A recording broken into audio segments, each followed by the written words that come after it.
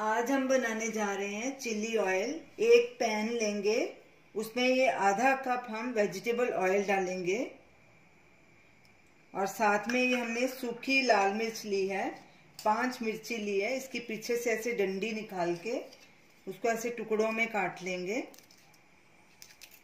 और वो भी ऑयल में डाल देंगे। पैन में हमने मिर्ची और ऑयल डाल दिया है। अब इसको हम गरम करेंगे। गैस जलाएंगे, गैस को बिल्कुल सिम पे कर देंगे।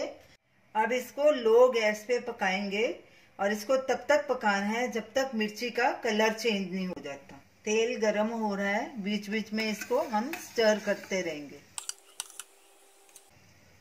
मिर्ची का कलर चेंज हो चुका है। अब गैस करेंगे बंद और इसको नीचे उतार देंगे। अब इसमें 1 चम्मच हम कश्मीरी लाल मिर्च का डालेंगे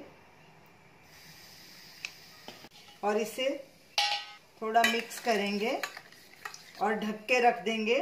और जब ये बिल्कुल ठंडा हो जाएगा तो इसे छान लेंगे। चिली ऑयल पूरी तरह से ठंडा हो चुका है। अब इसे हम छान लेते हैं। चिली ऑयल को छानने के लिए हमने एक बोल लिया है, उसके ऊपर स्टेनर रखा है और उसके ऊपर मलमल का कपड़ा बिछाया है। अब इसे हम छान लेंगे।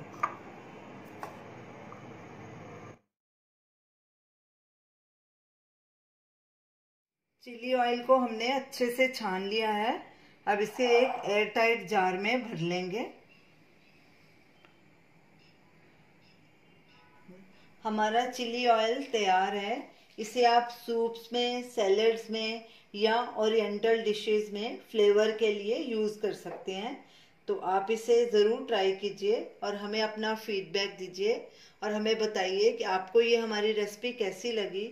हमारे वीडियो को शेयर कीजिए, हमारे चैनल को सब्सक्राइब कीजिए। Thanks for watching.